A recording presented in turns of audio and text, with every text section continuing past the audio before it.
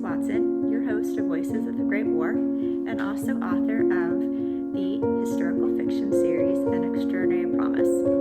So today I want to introduce myself a little bit and tell you all why I decided to make the series Voices of the Great War. So I have always been an avid lover of history ever since I was a little girl. As far back as I can remember, I have just had an insatiable thirst for history. In 2012, I started writing the series An Extraordinary Promise, and I fell in love with history all the more, especially the World War I period, which is when the novels are set. So fast forward to a few years after 2012, my husband and I, we took a trip to Belgium with our son, Mark, and we were able to see some of the sites where the battles were fought in World War I. So we got to see Flanders, and it was a very moving and powerful experience. And while we were there, we went to the town of Ypres, and the town is also sometimes called Wipers. And the reason why it is called Wipers is because it was nearly wiped off the map during World War I. And to this day in Ypres, they still play the bugle at nightfall for the fallen soldiers as a remembrance. We were also able to see, while we were there, the Essex Farm Clearing Station, where Lieutenant John McCrae wrote the poem In Flanders Fields. And for those of you who don't know, that poem was the inspiration for the poppy being a symbol of what we now call Veterans Day. So that was also a very moving experience. And a clearing station is actually, it's where the soldiers, the wounded soldiers were brought. And there would be physicians and medics, and they would patch those soldiers up the best that they could before sending them on to field hospitals. And that Essex Farm Clearing Station, again, that was where Lieutenant John McCrae was stationed. And he ended up, he lost a friend while he was stationed there, and that was the inspiration why he wrote that particular poem, was after the loss of his one of his comrades during battle. And also at that Essex Farm Clearing Station, it was attached to a cemetery. And the interesting and sad about Flanders is that all through Flanders fields in Belgium, you see these small cemeteries. Some are very small, maybe no more than 10 crosses marking the fallen soldiers. And some are a little bit larger, of course, but where those soldiers fell, that's where those crosses were placed for them. And again, you might find one of the cemeteries behind a farmhouse, or it was just in a field. They're just all over Flanders like that. So again, it was a very moving and powerful experience. And after that, I really began collecting more World War I memorabilia, because I just really wanted to remember these fallen soldiers. I started collecting letters, and they were, letters from soldiers to family, and then families to soldiers, and they were just very moving, because you could just hear the people speaking when they wrote those letters. And I also collected other memorabilia as well, and I do have some of that here today that I'm going to show you. So one of my favorite pieces of World War I artifacts is this violin. And this violin, this is what they call trench art. So you can see it's carved out of wood, and if you see it's the detail work, especially on the scroll, it's very good. So while the young men, all the soldiers, while they were in the trenches, sometimes there were battles going on, and it was scary and terrifying and frightening. Shells were falling and bullets were flying. Again, very terrifying minutes, hours, days. And then other times it was sheer boredom. There was nothing at all. We were just sitting there. stretching hours and days of nothing, the soldiers occupied their time. They occupied their time sometimes by carving things out of wood, such as this violin. You know, they played maybe games of checkers or cards, and those types of things, wrote letters home. So again, it was a very hard time in the trench, for a multitude of reasons, obviously. One again was the sheer boredom of it, you know, where you're just, you know, waiting for the next thing to happen. So again, this was an item that was carved in the trench. And then one thing I do want to show you on the back. So on the very back, we do have a picture, and it's hard to read, but it actually is written where this soldier was and where this particular picture is depicting. So it's actually the Somme, and this is no man's land in the Somme. So what no man's land was, it was the space between the two trenches. And sometimes that space, it stretched for yards, and other times it wasn't nearly as wide. And no man's land, it was a barren, desolate, hell-like place. I don't think there was any better word to describe it than hell. Picture a muddy field littered with impact craters. So impact craters, when the shells would fall, they would create impact craters in the earth. And sometimes these impact craters were just so deep, and sometimes they weren't as deep. And they would get filled with water, of course. And there would also be barbed wire. There'd be wood. Unfortunately, the soldiers that were killed that were in no man's land, their bodies would be in those impact craters. You had the bodies of dead animals. It was not only that, you had, you know, before the war came, you know, you had fields of beautiful trees, and now we have a no man's land where the beautiful trees stood. Now you have a blown up stump, and it was just again, no man's land was this hellacious, horrific place, and no man's land was called as such because, you know, no man wanted to be caught in it. You know, if you were caught in it, you were probably going to be shot at, probably going to be wounded badly or killed. I mean, nobody wanted to be in no man's land, again, hence the name. So again, this is just a depiction. You can kind of see there that tree, kind of that blown up tree.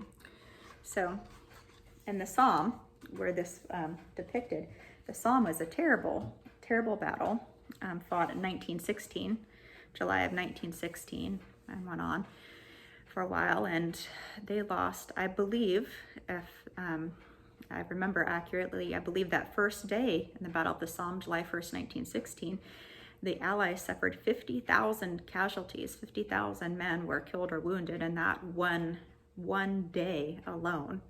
Just to kind of put things in perspective at the loss that was seen during World War I and often. So that is one piece of history that I have. So another thing that they did, you know, again, I mentioned that there was a lot of boredom, and, you know, they did fill those hours of boredom in the trenches with various things such as carving, wood, or checkers. So this is a game of trench checkers sent out by the YMCA. So I'll slide it out of here. Like I said, I have to be careful because it's 100 years old. So again, we can see where it says YMCA. And I'm gonna open it up and hope I don't lose any of the pieces, but here we have the board itself and then the pieces. So this is their trench checkers. And then the next thing I wanna show you is one of my favorite things. Now, this is a sewing kit. So first we have the thread here, 100 years old, and I'll tell you why this is one of my favorite things. And then we've also got the needles and then some buttons there. Okay, so why is this my favorite thing? So again, 100 years old, not very long ago, I used this to stitch a button back on my husband's pants, still holding tight to this day. 100 years old. A soldier always wanted to have thread and needles for stitching those buttons that fell off or a hole in their uniform. Now this piece, this is a shaving kit. You can kind of see the soldier's name written on the front there. I'm gonna open it up pretty carefully here. So we can see it's the khaki set. And here we go, we have our handle here. And then the portion that they would use to shave here. This is actually, it's a mirror that pops out. You can turn it over there so the soldier could see his face while he was shaving. And then this little thing here, it actually, it looks almost like a lighter, but it's not. So this is where the blades were kept. So sometimes it gives me a little bit of a fit to open up there. But so these are the blades.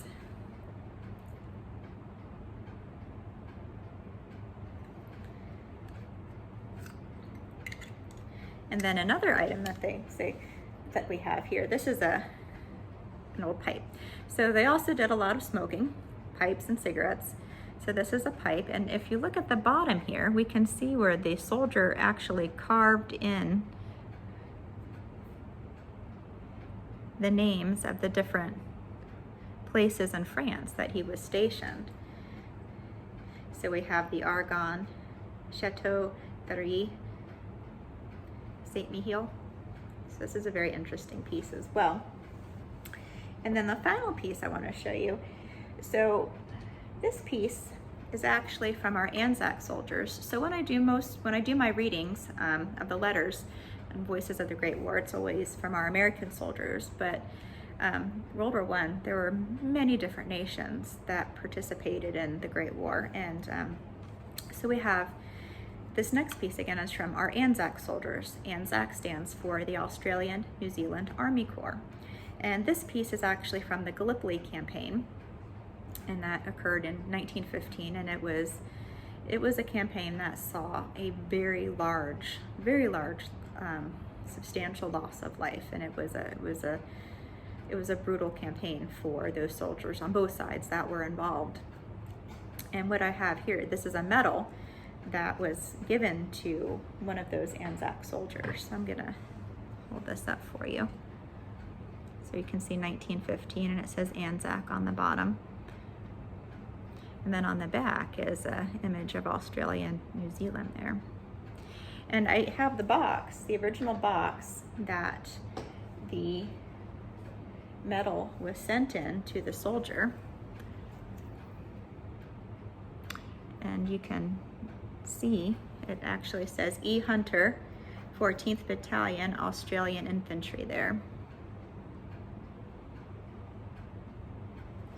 And then the letter that was sent with it, I'll read that. It says, in commemoration of the heroic deeds of the men of Anzac at Gallipoli in 1915, and in recognition of the great debt owed by all Australians, with the compliments of the government of the Commonwealth of Australia. And here's that letter. And it's very well taken care of, you can see, despite its age. It's in very good condition. So those are the artifacts that I wanted to show you. And again, I do appreciate your support, and thank you for watching Voices of the Great War. And again, my main goal with it is just to kind of remind people that it happened, that World War I happened. And I know that when I was in school, I learned quite a bit about, the Civil War, the American Revolution, World War II, but I don't really remember learning a lot about World War I. They spoke about it, it was very brief, but we did not go into discussions about any of the battles that occurred. And it was such a huge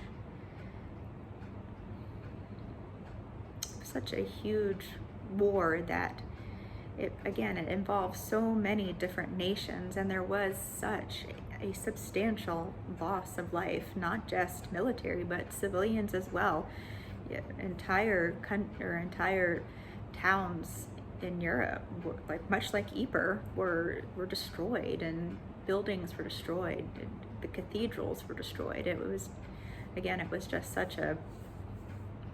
it was a long war, and it was a hard war. It started in the end of summer, beginning of fall 1914, and it stretched until the last shot was fired November 11th at 11 a.m. 1918. So it stretched on for a little over 4 years, the fighting. And it was just such a brutal war, and new tactics were used that had never been used before. You know, and this time we had tanks, we had gas, we had airplanes.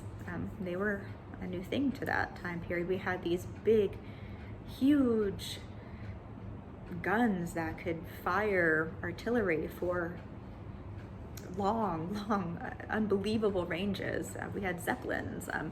So it was a brutal war for so many people. And I just want to, again, with Voices of the Great War, educate people and keep the memory alive of the people that did fight in it, the people at home that lost loved ones and that sat keeping patient vigils for their sons, husbands, fathers, and yes, daughters to return. Women did take part. You know, a lot of women, they went over as nurses. And I'm a nurse myself, and when I read the stories of what those nurses did, it's unbelievable. The amount of patients that they had to take care of. You know, you're talking sometimes as many as 30, 40, even 50 or more patients to one nurse. One nurse is taking care of that many. Their patients are just, you know, I can't, like I said, I can't even fathom it, what that could have been like. But they did it, and they did it for hours upon hours at a time. And doctors too, they were on their feet for hours upon hours at a time, just doing surgery, suturing wounds, taking the best care they could of the soldiers that came in. And so I want to keep the memory of that alive, and we can't forget all that those people, all that the soldiers sacrificed, all that the families at home sacrificed. So if I can do that, then I think that I will have achieved at least, if I can help in that at all, then I feel like I have actually done something, and I've achieved something if I can keep that memory alive, for their memories alive. So again, that's why I do Voices of the Great War, just again to keep the memory of those soldiers, those men, and those women alive, and to remind people what happened. And I hope that you will continue to watch the series, and thank you all for, again, your support. And this is Liz Watson from Voices of the Great War. Until next time.